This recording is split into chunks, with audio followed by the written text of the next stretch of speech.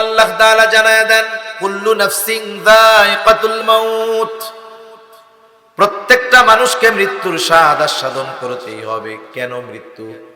আল্লাহ তাআলা বলেন, মৃত্যুর মাধ্যমে তোমাদেরকে আমি একত্রিত করব, কিয়ামতের দিন সবাইরে জমা করব। ও আল্লাহ, কেন জমা করবেন? আল্লাহ তাআলা বলেন, ওয়া ইন্নামা তুওয়াফাউনা উজুরাকুম ইয়াউমাল কিয়ামাহ, কারণ ওই কিয়ামতের দিন প্রত্যেককে তার কর্মের পূর্ণ প্রতিদান আমি আল্লাহ দিয়ে দিব। মানুষের পূর্ণ প্রতিদান আল্লাহ তাআলা কিয়ামতের দিন দিবে। দুনিয়ায় একটা মানুষ যত ভালো কাজ করুক না কেন, আল্লাহ তাআলা ওই ভালো কাজের পূর্ণ প্রতিদান দুনিয়ায় দেন না। একটা মানুষ দুনিয়ায় যত মন্দ কাজ করুক না কেন, আল্লাহ তাআলা তার ওই মন্দ কাজের পূর্ণ প্রতিদান দুনিয়ায় দেন না। ভালো কাজের পূর্ণ প্রতিদান, মন্দ কাজের পূর্ণ প্রতিদান আল্লাহ তাআলা দিবেন ওই কিয়ামতের দিন। ওই দিনটার আরেক নাম হলো ইয়াউমুল জাযা, অর্থাৎ প্রতিদান দিবস। কুলির রূহু মিন আমরি রাব্বি ওয়া মা উতীতুম মিনাল ইলমি ইল্লা কলিলা। আল্লাহ রাব্বুল আলামিন বলেন, তারা আপনাকে জিজ্ঞাসা করে, আপনার কাছে জানতে চায় রূহ কি জিনিস। আপনি বলেন, কুলির রূহু মিন আমরি রাব্বি, রূহ হলো আমার রবের আদেশ, আমার রবের নির্দেশ। সাথে সাথে আল্লাহ তাআলা এটাও জানায় দিল, পয়গম্বর, এই রূহ কি জিনিস এটা আপনার রবের আদেশ। এটা নিয়ে চিন্তা গবেষণা করার মতো জ্ঞান আমি আল্লাহ মানুষকে দেই নাই।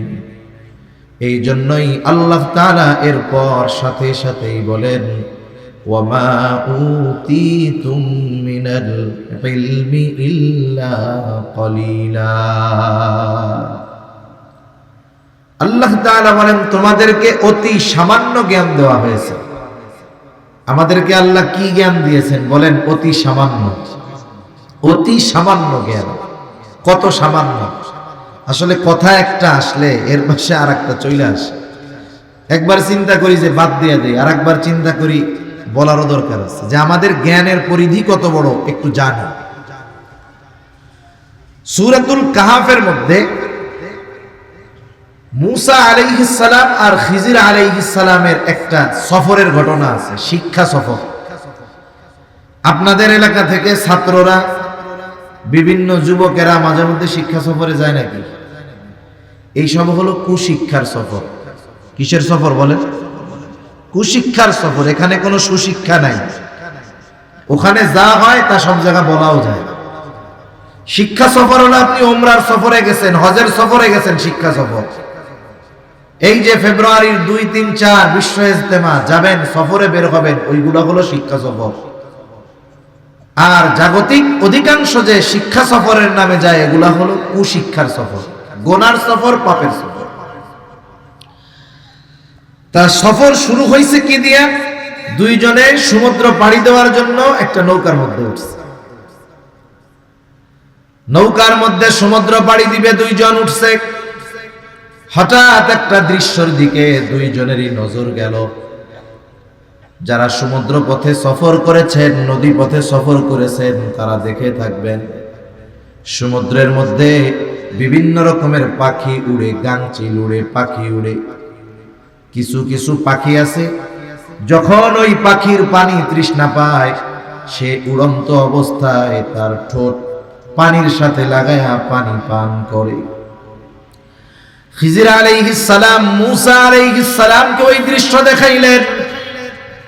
এরপরে খিজির আলাইহিস সালাম মূসা আলাইহিস সালামকে বলতেছে, ভাই মূসা, আল্লাহ তাআলার জ্ঞান যদি হয় এই সমগ্র সমুদ্র পরিমাণ, আল্লাহ তাআলার জ্ঞান যদি হয় এই সমুদ্রের সমগ্র পানির সমপরিমাণ, এই জ্ঞানের তুলনায় গোটা সৃষ্টি জগতের জ্ঞান হলো ওই পাখির ঠোঁটে যতটুকু পানি লেগে আছে তার চাইতেও অনেক কম।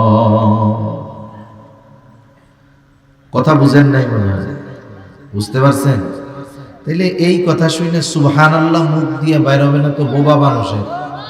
তো জোরে বলেন সুবহানাল্লাহ। আল্লাহর জ্ঞান যদি হয় সমুদ্র পরিমাণ, গোটা সৃষ্টি জগতের জ্ঞান হইল পাখির ঠোঁটে লেগে থাকা এক ফোঁটা পানির পরিমাণ। এই জ্ঞান গোটা সৃষ্টি জগতের মধ্যে আল্লাহ বন্টন করে দিছে, তাই দুনিয়ার মানুষের ঠেলায় অস্থির। তাহলে আল্লাহ তাআলা বললেন রূহ হলো আপনার রবের আদেশ প্রত্যাদেশ। আমার রব যেমন চিরন্তন, রবের আদেশ নিষেধ আদেশ এগুলোও চিরন্তন, রবের কথাও চিরন্তন, কালামও চিরন্তন। এই যে কোরআনুল কারীম, এটা নশ্বর নাকি অবিনশ্বর, এই বিষয় নিয়ে ইমাম আহমদ ইবনে হাম্বলের উপরে কত জুলুম অত্যাচার।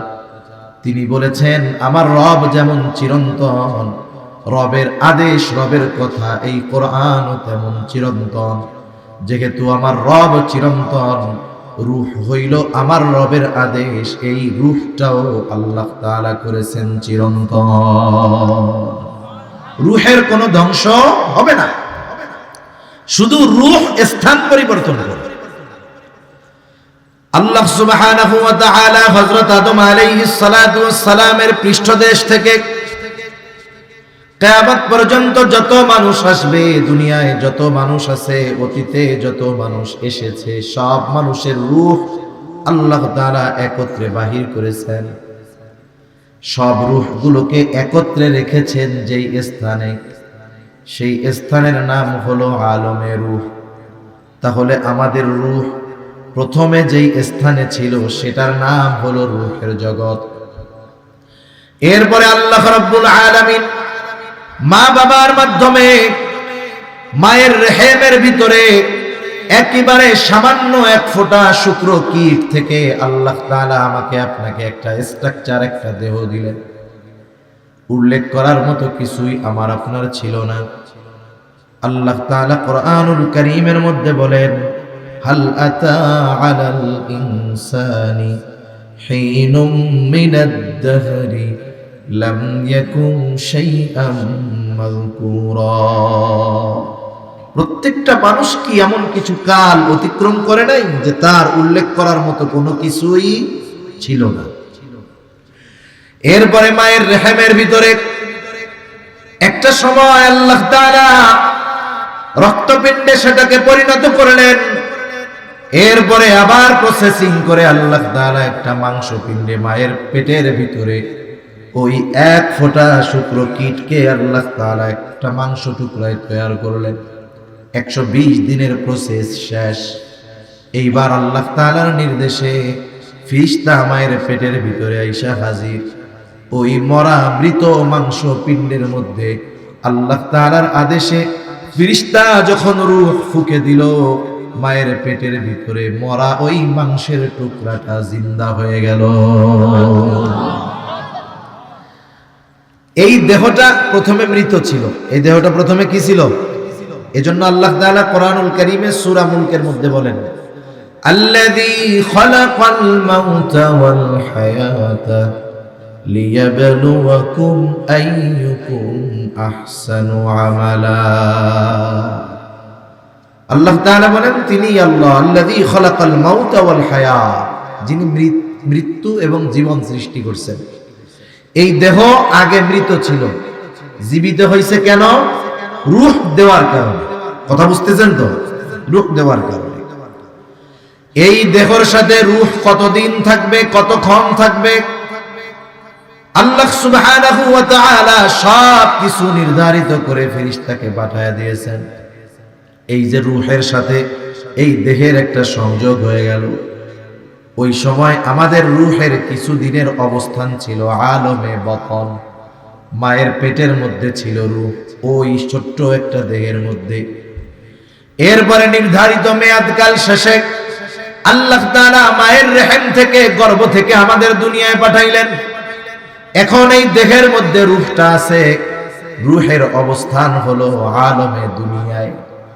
কারণ এখন আছি আমরা দুনিয়ায়, রূহের জগৎ থেকে মায়ের পেটে আলমে বতনে, আলমে বতন থেকে এখন আছে আলমে দুনিয়ায়। আমাদের দেহের মধ্যে আছে। একটা নির্ধারিত সময় আসবে, আল্লাহ তাআলার নির্দেশ, এইবার এই রূহ আমার আপনার দেহের সাথে আর থাকবে না।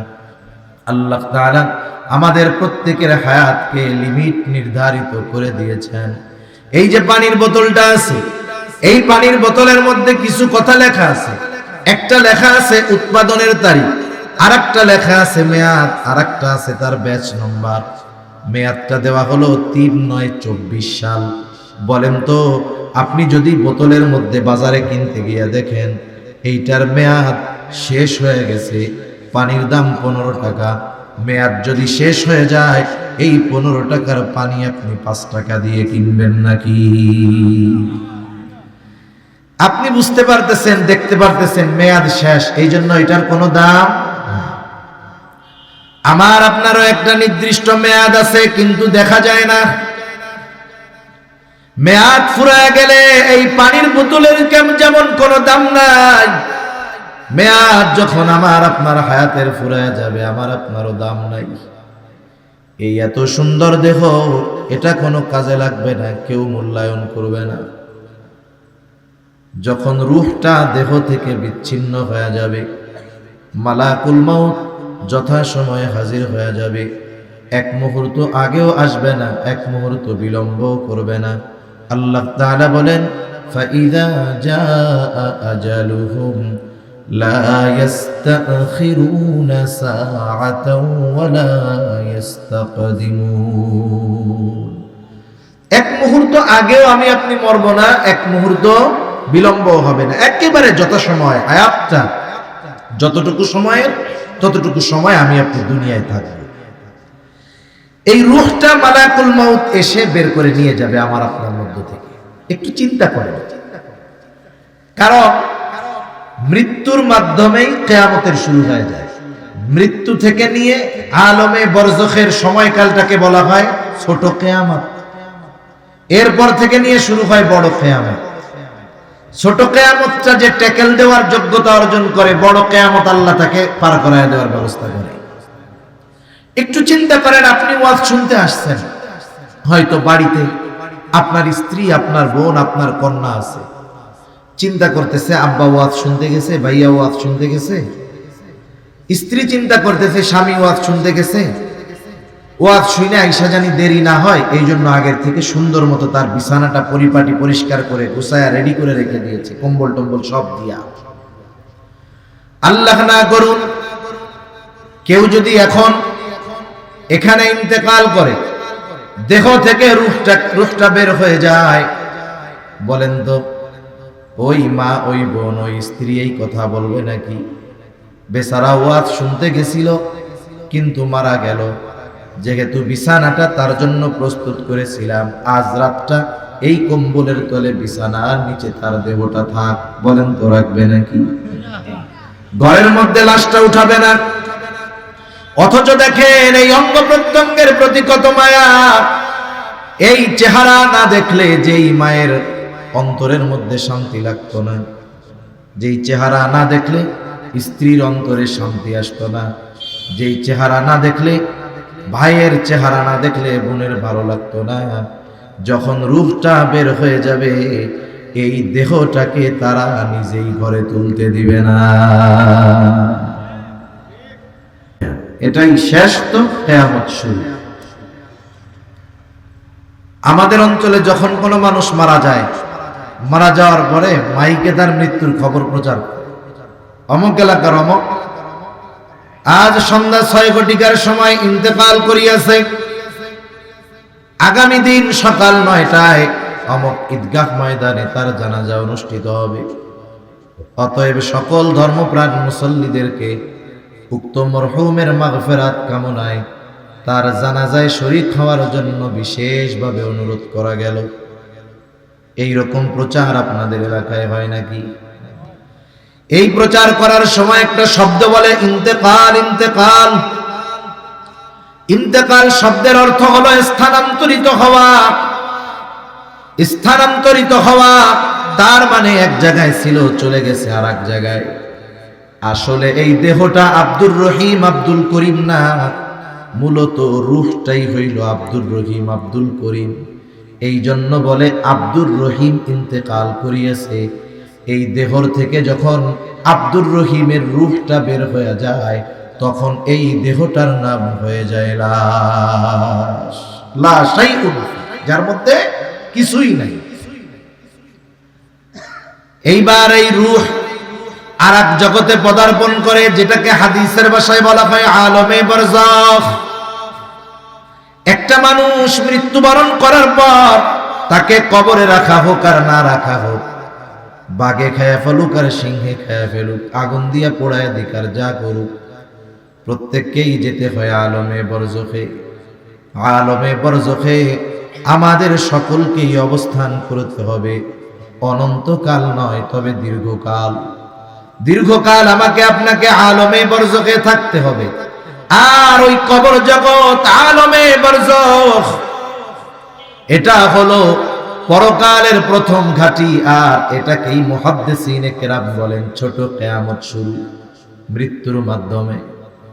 এইবার কারো মৃত্যু যদি সুন্দর হয়, তাহলে আলমে বরজখে তার সুন্দর। দুনিয়ার জগতে নেক আমল করছে, ভালো কাজ করছে, আলমে বরজখ সুন্দর। দুনিয়ার জগতে পাপাচারের মধ্যে লিপ্ত থাকছে, তার আলমে বরজখ তার জন্য কঠিন হয়ে যায়। আলমে বরজখের দুই অবস্থা। দুনিয়ায় যারা নেককার ইমানদার, তাদের কবর হবে জান্নাতের বাগান, রাউদাতুম মিন রিয়াদিল জান্নাহ। আর যারা দুনিয়ায় নেক আমল করে নাই, পাপের মধ্যে লিপ্ত ছিল, তাদের কবর হবে জাহান্নামের গর্ত। এই শাস্তিটার মাত্রা কতটুকু, বা ওই শান্তির মাত্রাটা কতটুকু? যার কবরটা জান্নাতের বাগান হবে, সে মনে করবে এটাই মনে হয় জান্নাত। ফেরেশতারা তাকে জানাবে, না না, এটা জান্নাত নয়, বরং জান্নাতের নিয়ামতের তুলনায় এটা কোনো কিছুই না।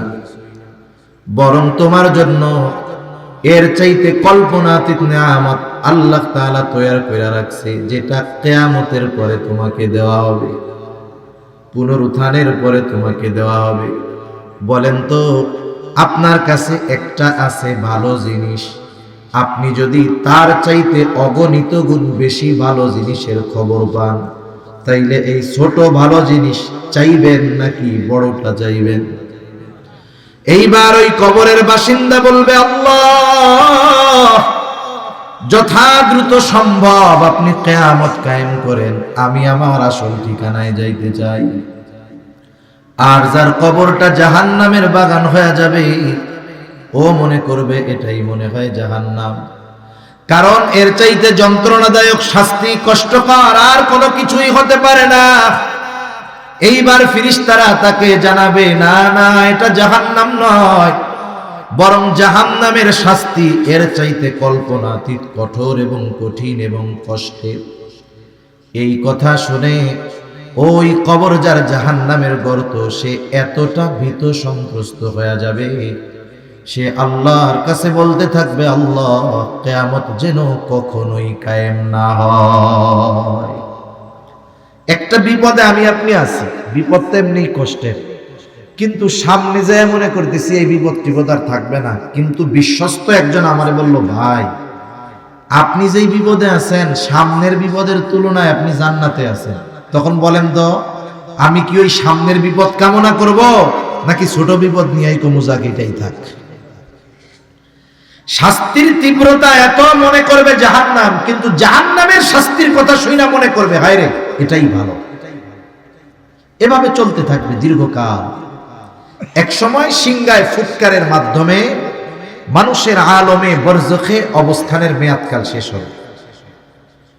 আল্লাহ তাআলা কোরআনুল কারীমের মধ্যে বলেন, ওয়ানুফিখা ফিস-সূরি ফাসা'iqa মান ফিস-সামাওয়াতি ওয়া মান ফিল আরদ ইল্লা মান শাআল্লাহ সুম্মা নুফিখা ফীহি উখরা ফাইযা হুম কিয়ামুন ইয়ানজুরুন।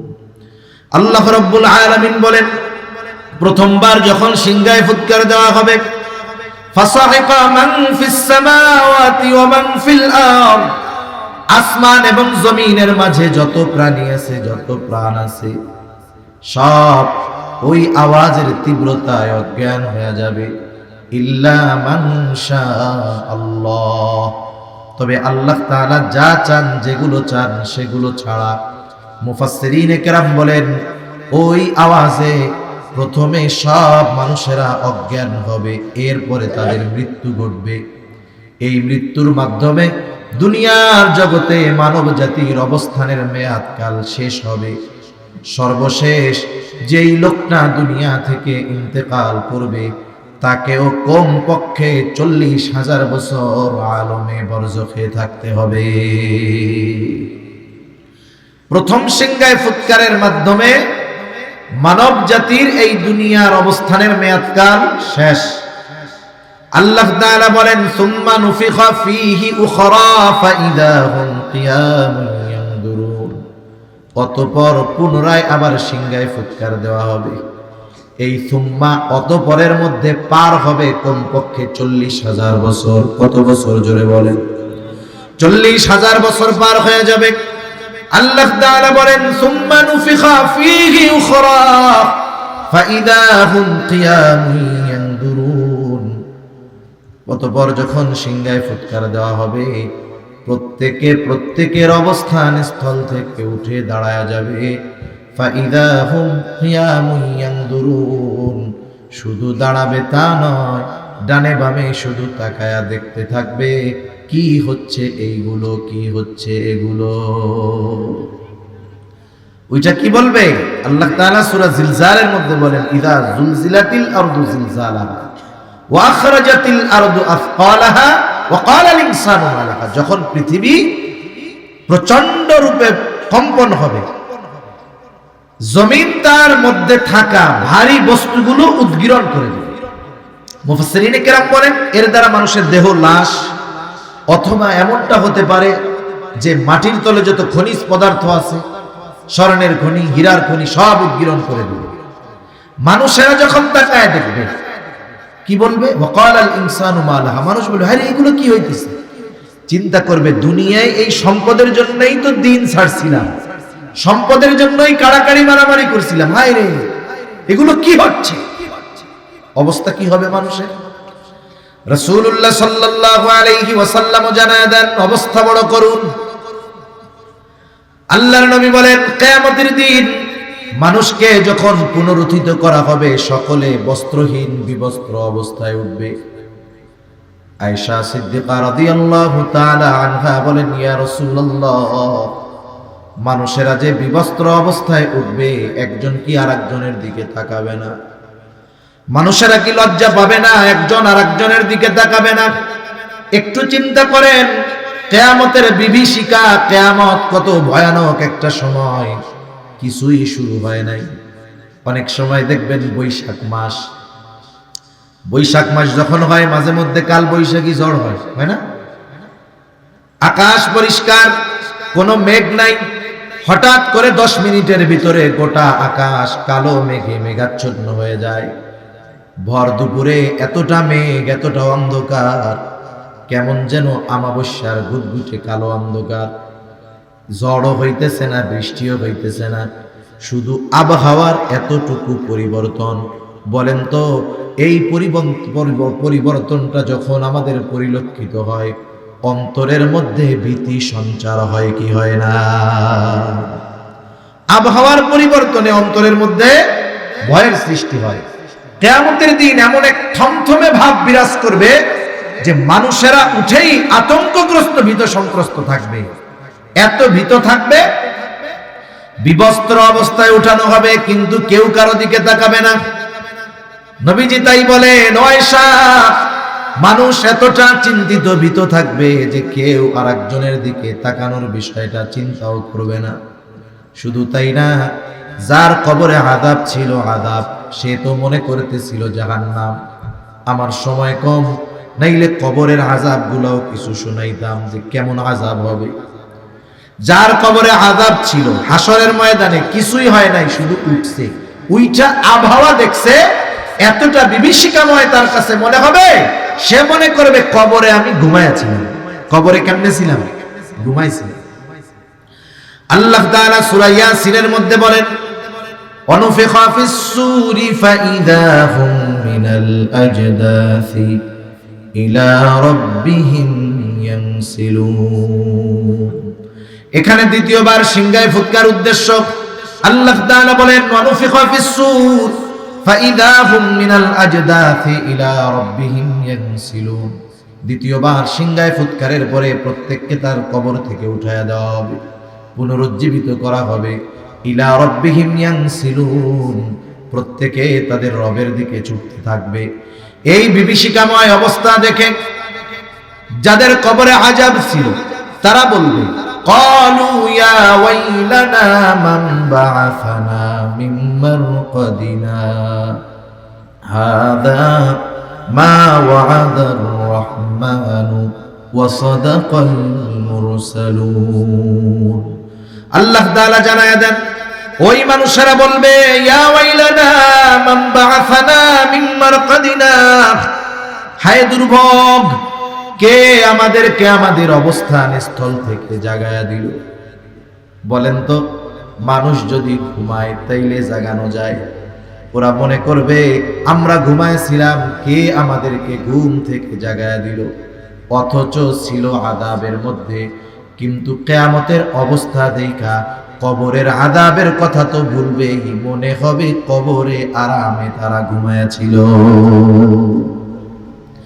মানুষ যখন বড় বিপদে পড়ে তখন ছোট বিপদ মনে হয় আরামেই ছিল, ঠিক না?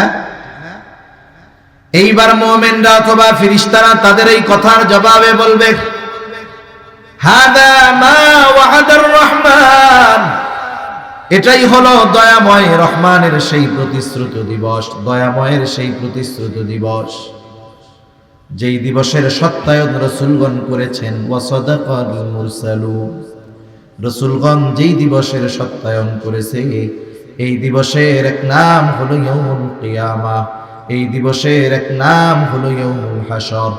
কারণ হাসর একত্রিতকরণ দিবস। ওই দিন পৃথিবীর শুরু থেকে নিয়ে শেষ পর্যন্ত যত মানুষ এসেছে তাদের সকলকে একত্রিত করা হবে। ওই দিবসের এক নাম হলো ইয়াউমুল জাযা, প্রতিদান দিবস। কারণ মানুষের পূর্ণ প্রতিদান আল্লাহ তাআলা কিয়ামতের দিন দিবে। দুনিয়ায় একটা মানুষ যত ভালো কাজ করুক না কেন, আল্লাহ তাআলা ওই ভালো কাজের পূর্ণ প্রতিদান দুনিয়ায় দেন না। একটা মানুষ দুনিয়ায় যত মন্দ কাজ করুক না কেন, আল্লাহ তাআলা তার ওই মন্দ কাজের পূর্ণ প্রতিদান দুনিয়ায় দেন না। ভালো কাজের পূর্ণ প্রতিদান, মন্দ কাজের পূর্ণ প্রতিদান আল্লাহ তাআলা দিবেন ওই কিয়ামতের দিন। ওই দিনটার আরেক নাম হলো ইয়াউমুল জাযা, অর্থাৎ প্রতিদান দিবস। যদি আল্লাহ কিয়ামত কায়েম না করত তাইলে মুমিনদের উপরে বেইনসাফি করা হইত, মুমিনদের উপরে বেইনসাফি করা হইত। আল্লাহ তো বেইনসাফি করেন না। এজন্য কিয়ামত কায়েম কইরা দুনিয়ায় মুমিনের ভালো কাজের প্রতিদান দিবে। কিয়ামত কায়েম করে মৃত্যুর মাধ্যমে কিয়ামতের দিকে আমাদের নিয়ে ওই কিয়ামতের দিন আল্লাহ তাআলা দুনিয়ায় যারা মন্দ কাজ করেছে, বেঈমান, তাদের কর্মের পূর্ণ প্রতিদান আল্লাহ তাআলা দিবেন। এজন্য আল্লাহ তাআলা জানায় দেন, কুল্লু নাফসিন যায়িকাতুল মাউত, প্রত্যেকটা মানুষকে মৃত্যুর স্বাদ আস্বাদন করতেই হবে। কেন মৃত্যু? আল্লাহ তাআলা বলেন, মৃত্যুর মাধ্যমে তোমাদেরকে আমি একত্রিত করব, কিয়ামতের দিন সবাইকে জমা করব। ও আল্লাহ, কেন জমা করবেন? আল্লাহ তাআলা বলেন, ওয়া ইন্নামা তুওয়াফাউনা উজুরাকুম ইয়াউমাল কিয়ামা, কারণ ওই কিয়ামতের দিন প্রত্যেককে তার কর্মের পূর্ণ প্রতিদান আমি আল্লাহ দিয়ে দিব। ওই দিনের বিচারক কে? জোরে বলেন তো, আরো আস্তে কোন, কে? আল্লাহ। দুনিয়ার বিচারক তো টাকা পয়সা খাইয়া পার্সিয়ালিটি করে, আল্লাহ তাআলা কি করবে? কেমন বিচার করবে আল্লাহ? আল্লাহ তাআলা কোরআনুল কারীমের মধ্যে বলেন, وَنَضَعُ الْمَوَازِينَ الْقِسْطَ لِيَوْمِ الْقِيَامَةِ তুযলামু নাফসুন শাইআ ওয়া ইন কানা মিসকালা হাববাতিন মিন খারদালিন আতাইনা বিহা কাফা বিনা হাসিবিন। আল্লাহ তাআলা বলেন, আমি কিয়ামতের দিন ন্যায় বিচারালয় প্রতিষ্ঠা করব, ন্যায় বিচারের আদালত কায়েম করব আমি আল্লাহ। কারণ আল্লাহ হলেন মালিক ইয়াউমিদ্দিন, আল্লাহ তাআলা হলেন বিচার দিবসের একচ্ছত্র অধিপতি হলেন আল্লাহ, ওই দিনের বিচারক তিনি। আল্লাহ তাআলা বলেন, এমন বিচারালয় কায়েম করব, ফালা তুযলামু নাফসুন শাইআ, কারো প্রতি সামান্যতম জুলুম করা হবে না, অবিচার করা হবে না। এমনটা হবে না কর্ম নাই কিন্তু বিচার করছি তা না। আমি কিয়ামতের দিন শুধু অপরাধীকে হাজির করব তা নয়, সাথে সাথে তার অপরাধগুলোকেও আমি আল্লাহ হাজির করব। ওয়া ইন কানা মিসকালা হাববাতিন মিন খারদালিন আতাইনা বিহা, সে যদি দুনিয়াতে সরিষা দানা পরিমাণ কোনো আমল করে, আতাইনা বিহা, ওইটা সহ আমি আল্লাহ তাকে হাজির করব। সুবহানাল্লাহ বলেন। হযরত লোকমান তার ছেলেরে উপদেশ দিচ্ছে, ইয়া বুনাইয়া ইন্নাহা ইন তাকু মিসকালা হাববাতিন মিন খারদালিন ফাতাকুন ফি সখরাতিন আও ফিস সামাওয়াতি আও ফিল আরদি ইয়াতি বিহাল্লাহ ইন্নাল্লাহা লাতীফুন খাবীর। হযরত লোকমান তার ছেলেরে বলতেছে, ও আমার বৎস, তোমার আমলটা যদি সরিষা দানা পরিমাণ হয়, ওই আমলটা যদি তুমি করো পাথরের মধ্যেও করো, ওই আমলটা যদি আকাশেও করো জমিনেও করো, যেখানেই তুমি তোমার ওই আমলটা করো না কেন, ইয়াতি বিহাল্লাহ, তোমার ওই আমলটা যিনি হাজির করবেন তিনি কে? এই আয়াতের তাফসীরে হযরত আনাস রাদিয়াল্লাহু তাআলা আনহু থেকে একটা হাদিস আছে। নবীজি বলেন, কেউ যদি এমন পাথরের মধ্যে আমল করে, কেমন পাথর? বলে যেই পাথরের দরজাও নাই, জানালাও নাই, প্রবেশ করারও জায়গা নাই, বের হওয়ারও জায়গা নাই। বলেন তো এমন পাথরের মধ্যে যাওয়া কি সম্ভব? মুখ দিয়া কোন যাওয়া সম্ভব না। এই অসম্ভবকে কেউ যদি সম্ভব করে, আর ওই পাথরের মধ্যে গিয়ে যদি কোনো আমল করে, একেবারে সরিষা দানা পড়বে, নবীজি বলেন ওই আমলটাও আল্লাহ হাজির তো করবেন, যে করছেন তারে সহ হাজির করবে। সুবহানাল্লাহ। আল্লাহ রাব্বুল আলামিন বলেন, আমি ওই আমল সহ আমেলকেও হাজির করব। শুধু তাই না, হাজির করব তা নয়, আমি আল্লাহ তার কর্মের হিসাব নিব। এত মানুষের হিসাব আল্লাহ তাআলা কেমনে নিবে? আল্লাহ তাআলা বলেন, চিন্তা কইরো না, কাফা বিনা হাসিবিন, এই সব মানুষের হিসাব নেওয়ার জন্য আমি আল্লাহ যথেষ্ট। কিয়ামতের দিন কয়েকটা সময় মানুষ সবচাইতে চিন্তিত থাকবে, ভীত থাকবে। এর মধ্যে একটা সময় হলো যখন ঘোষণা হবে এখন সকলের আমলনামা সকলের কাছে দিয়ে দেওয়া হবে, ফাইল পৌঁছায়া যাবে। আমি দুনিয়ায় কি আমল করছি, আমার আমলের A to Z আমাকে জানানো হবে, আর আমলনামা দেখা আমি বুঝতে পারবো যে আমার প্রতিদান আজকে কি হবে। পরীক্ষার খাতা যখন দেয়, এখন তো খাতা দেয় না, শুধু মার্ক জানায় দেয়। আগে যখন পরীক্ষার খাতা, স্কুলে আগে খাতাটাই দিয়ে দিত। এখন স্যার খাতা দেওয়ার পরে স্যারের কি বলার দরকার ছিল? তুমি ফেল, তুমি পাস, বলার দরকার ছিল নাকি? ছিল না। তো খাতা দেখেই বুঝতে পারছে যে আমি 2টা ঘোড়ার ডিম পাইছি। ঘোড়ার ডিম বাস্তবে নাই, কিন্তু খাতার মধ্যে পাওয়া যেত। আমি পাস করছি না ফেল করছি, প্রত্যেকে নিজের খাতা দেখে বুঝতে পারতো না? আল্লাহ তাআলা ওই দিন আমার আপনার আমলনামা আমার আপনার কাছে পৌঁছায়া দিবেন। আমলনামা কিন্তু এখন লেখা চলতেছে, লেখা। ফেরেশতারা আমার আপনার সাথে আছে, আমার আপনার কর্মগুলো ফাইল আকারে তারা তৈরি করতেছে। ওই ফাইল দেওয়া হবে কিয়ামতের দিন। এই আমলনামা দেওয়ার ঘোষণা যখন দেওয়া হবে, সকলেই ভীত সন্ত্রস্ত থাকবে, সর্বোচ্চ চিন্তায় চিন্তিত থাকবে।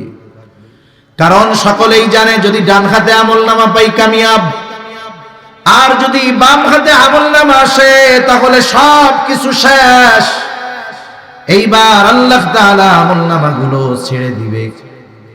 প্রত্যেকের আমলনামা যথাযথভাবে তার কাছে গিয়ে উপস্থিত হবে। আমারটা আপনার কাছে, আপনারটা আমার কাছে আসবে, বিষয়টা এমন নয়। একদল মানুষ ডান হাতে আমলনামা পাবে, তাকে সামনে দিয়ে ডান হাতে আমলনামা দেওয়া হবে।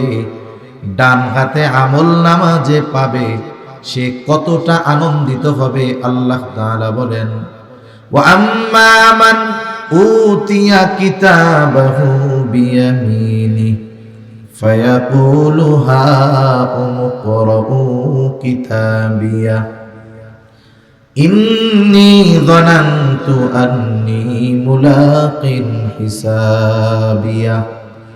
ডান হাতে যে আমলনামা পাবে, আমলনামা পেয়ে সে অন্যান্য মানুষদেরকে বলবে, হাউম ইকরাউ কিতাবিয়া, এই তো আমার কিতাব, এই তো আমার আমলনামা, তোমরা পড়ো আমার কিতাব, পড়ো আমার আমলনামা। সে ডান হাতে আমলনামা পাবার কারণটাও বইলা দিবে। সে বলবে, ইন্নী যানানতু আন্নী মুলাকিন হিসাবিয়া। সে বলবে, আমি এই ব্যাপারে দৃঢ় ঈমান রাখতাম, ধারণা রাখতাম যে আমাকে আমার কর্মের হিসাবের জন্য আল্লাহর সাথে মুলাকাত করতে হবে। ওই বিশ্বাস ছিল তার দুনিয়ায়, যে আমি দুনিয়ায় যেই কর্ম করতেছি, দুনিয়ার মানুষের চোখ ফাঁকি দেওয়া যাইতে পারে, কিন্তু এই কর্মের হিসাবের জন্য আল্লাহর সামনে আমাকে দাঁড়াতে হবে। মনে রাখবেন, দুনিয়ায় এই ভয় যার মধ্যে নাই, তার কিয়ামত পর্যন্ত যদি হায়াত পায় তার পরিবর্তন সম্ভব না।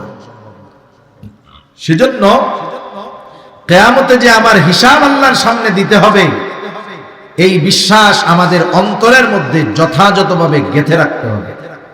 এই বিশ্বাসে যদি ত্রুটি হয় বা এটা যদি কেউ অবিশ্বাস করে, সে তো বেঈমান।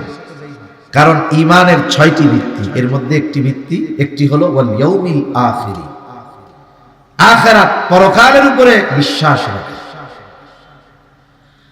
আবার একদল বাম হাতে আমলনামা পাবে। বাম হাতে যে আমলনামা পাবে তাকে আমলনামা সামনাসামনি দেওয়া হবে না, বাম হাতটা বুকের মধ্যে দিয়ে চিরে পেছন দিকে নেওয়া হবে। এরপরে তাকে বাম হাতে আমলনামা দেওয়া হবে। আমলনামা পাবার পর সে বলবে, ওয়া আম্মা মান উতিয়া কিতাবাহু বিশিমালি ফায়াকুলু ইয়া লাইতানি লাম উতা কিতাবিয়া ওয়া লাম আদরি মা হিসাবিয়া ইয়া লাইতাহা কানাতিল কাদিয়া মা আগনা আন্নি মালিয়া হালাকা আন্নি সুলতানিয়া খুযূহু ফাগুল্লুহু সুম্মাল জাহিমা সাল্লুহু সুম্মা ফি সিলসিলাতিন যারউহা সাবউনা যিরাআন ফাসলুকু। বাম হাতে আমলনামা পায়া সে বলবে, ইয়া লাইতানি লাম উতা কিতাবিয়া, হায় দুর্ভোগ, আমি যদি এই আমলনামা না পাইতাম। ইয়া লাইতানি লাম উতা কিতাবিয়া, আমি যদি এই কিতাব না পাইতাম কতই না ভালো হতো। শুধু তাই না, আমলনামা যখন সকলের হাতে পৌঁছায়া যাবে, আমলনামা যেই ভাষাতেই লেখা হোক না কেন, ওই মানুষটা দুনিয়ায় মূর্খ হোক না কেন, প্রত্যেককে তারা আমলনামা পড়বার যোগ্যতা যিনি দান করবেন তিনি কে? আমলনামা হাতে পৌঁছায় যাবার পরে আল্লাহ তাআলা বলবেন, ইকরা কিতাবাক কাফা বিনাফসিকাল ইয়াওমা আলাইকা হাসিবা। তুমি পড়ো তোমার কিতাব, তুমি পড়ো তোমার আমলনামা, তোমার নিজের হিসাবের জন্য তুমি নিজেই যথেষ্ট। পরীক্ষার সময়, রেজাল্ট দেওয়ার সময় খাতা হাতে দিয়া স্যার যেমন বলতো, প্রত্যেকের খাতা দেখো কি লেখছো। যে পাশ করছে সে আনন্দিত হয়, আর যে ফেল করছে সে ব্যথিত হয়, লজ্জিত হয়, আফসোস করে বলে আহারে এই জায়গায় কেন যে ভুলে মাইনাস দিছিলাম, প্লাস দিলেই তো অঙ্কটা হয়ে যাইত। ওই বাম হাতে আমলনামা পাওয়া লোকটা বলবে ইয়া লাইতানি লাম উতা কিতাবিয়া, হায় দুর্ভোগ, আমি যদি এই কিতাবটা না পাইতাম। ও তো পড়তে পারবে, পড়া আফসোসের সাথে বলবে মালি হাদাল কিতাব লা ইউগাদিরু সগীরাতান ওয়ালা কাবীরাতান ইল্লা আহসাহা। কেমন আজীব কিতাব যে ছোট বড় একটা বিষয় বাদ যায় না, যেটা আমার মনে নাই ওইটাও আল্লাহ তাআলা লেখা রাখতেছে, কিয়ামতের দিন দেখা যাবে যে কি করছিলাম আমি। এইবার ওই বাম হাতে আমলনামা পাওয়া লোকটা বলবে আমি যদি এই কিতাব না পাইতাম কতই না ভালো হতো। ওয়ালাম আদরি মা হিসাবিয়া, আমি যদি আমার এই হিসাবটা না জানতাম কতই না ভালো হতো। ইয়া লাইতাহা কানাতিল কাদিয়া, হায়রে আমার যদি ওই প্রথম মৃত্যুটাই চূড়ান্ত মৃত্যু হইতো কতই না ভালো হইতো। আমি যদি ওই সময় নিঃশেষ হয়ে যাইতাম কতই না ভালো হইতো। শুধু তাই না, আল্লাহ তাআলা হাসরের ময়দানে কিয়ামতের দিন শুধু যে মানুষের বিচার আচার করবে তা নয়, দুনিয়ায় যদি কোনো সবল প্রাণী দুর্বল প্রাণীর উপরে জুলুম করে আল্লাহ তাআলা সেই দিন সেই প্রতিশোধ নেওয়া দিবে। হাসরের দিন ওই দুর্বল প্রাণীটা সবল প্রাণীর উপর প্রতিশোধ নিবে। যখন বিচার আচার হয়ে যাবে এই সমস্ত চতুষ্পদ জানোয়ারের, আল্লাহ তাআলা তাদেরকে বলবেন মাটি হয়ে যাও। এইবার সব প্রাণী মাটি হয়ে যাবে। কাফেররা যখন এই দৃশ্য দেখবে আফসোস করে বলবে ওয়ায়াকুলুল কাফিরু ইয়া লাইতানি কুনতু তুরাবা, হায় দুর্ভোগ, আমরাও যদি এদের মতো মাটি হয়ে যাইতাম কতই না ভালো হতো। বলেন তো ওই কিয়ামতের দিন মানুষ বিভিন্ন বিষয়ে আফসোস করবে ঠিক, কিন্তু ওই দিন কারো কিছু করার থাকবে নাকি? কিছুই করার থাকবে না। এজন্য ওই কঠিন বিভীষিকাময় কিয়ামতের ময়দানে যেন আমাদেরকে ধরা পড়ে যেতে না হয়, এজন্য এই দুনিয়ায় প্রস্তুতি গ্রহণ করার দরকার আছে না নাই? আছে। মনে রাখবেন, ডান হাতে আমলনামা যদি পাওয়া যায় তাহলে তো পাস, আর ডান হাতে আমলনামা পাবার অন্যতম শর্ত হলো আমাকে আপনাকে কিয়ামতের প্রতি দৃঢ় বিশ্বাসী হতে হবে। সাথে সাথে এই চিন্তা সব সময় অন্তরে রাখতে হবে, আমি গুনাহ যেখানেই করি না কেন আমার এই কর্মের হিসাব দুনিয়ার কারো কাছে না দেওয়া লাগলেও কার কাছে দিতে হবে? জোরে বলেন, আল্লাহর কাছে দিতে হবে। তাহলে কি হবে? ওই কিয়ামতের দিনটা মুমিনের জন্য আসান করে দিবে আল্লাহ, সহজ করে দিবে। আর যারা দুনিয়ায় নেক কাজ করলো না, ভালো কাজ করলো না, এদের জন্য ওই দিনটা তো দীর্ঘ এক দিন হবে। আল্লাহ তাআলা বলেন ইয়াউমান কানা মিকদারুহু ৫০,০০০ সানা, ওই দিনের এক একটা মেয়াদ হবে দুনিয়ার ৫০,০০০ বছরের সমান। ওই দিনের অবস্থা কি হবে? আজকে সূর্য ৯,৩০,০০,০০০ মাইল দূরে, ৯,৩০,০০,০০০ মাইল দূরে। সূর্যের আলো, সূর্যের যেই দিকটা শীতল সেই দিকটা পৃথিবীর দিকে দেওয়া, গরম দিকটা উপরের দিক। ওই শীতল দিকের তাপমাত্রা এত বেশি, গরমের সময় কি কষ্ট হয় এটা তো আমরা টের পাই। আরব দেশে কত কষ্ট হয়। ৯,৩০,০০,০০০ মাইল দূর থেকে সূর্যের আলো সরাসরি দুনিয়ায় আসে না। তাআলা সূর্যের আলোকে বিভিন্নভাবে প্রসেস করেন, ফিল্টারিং করেন। সূর্যের ক্ষতিকারক জিনিসগুলোকে আল্লাহ তাআলা সাইকা টাইকা যেই আলো দুনিয়ায় আসে ওটা আমাদের জন্য ভিটামিন ডি হয়ে যায়। সুবহানাল্লাহ। ওই সূর্যটা সেই দিন একেবারে কাছে থাকবে, সূর্যের গরম দিকটা আমাদের দিকে দেওয়া থাকবে। মানুষের মগজ ওই তাপে, ভাত যেমন যখন সিদ্ধ হয় টকবক করতে থাকে, মগজ এরকম টকবক করতে থাকবে, পড়তে থাকবে। এই কঠিন মুসিবতের দিন, ওই কঠিন বিভীষিকাময় ওই দিন আমরা যদি আসানের সাথে পার করতে চাই, আল্লাহর আরশের ছায়ায় যদি স্থান চাই, হাউজে কাউসার থেকে পানি পান করার মতো সৌভাগ্য অর্জন করতে চাই, তাহলে পরিপূর্ণ দ্বীনের অনুসারী হওয়া ছাড়া সম্ভব নয়। সাথে সাথে মৃত্যুকে একটু বেশি বেশি স্মরণ করব। আল্লাহ রাসূল বলেন আকসিরু যিকরা হাদিমিল লাযযাত, ওই জিনিসের স্মরণ বেশি বেশি করো যেই জিনিস সকল স্বাদকে নষ্ট করে দেয়। এটা হলো মউত।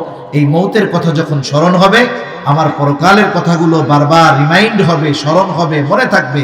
দেখবেন গুনার থেকে বাঁচা সহজ হবে। আল্লাহ সুবহানাহু ওয়া তাআলা আমাদের সবাইকে কথাগুলো বুঝবার, আমল করবার তৌফিক দান করুন। সকলে বলি আমিন। ওয়া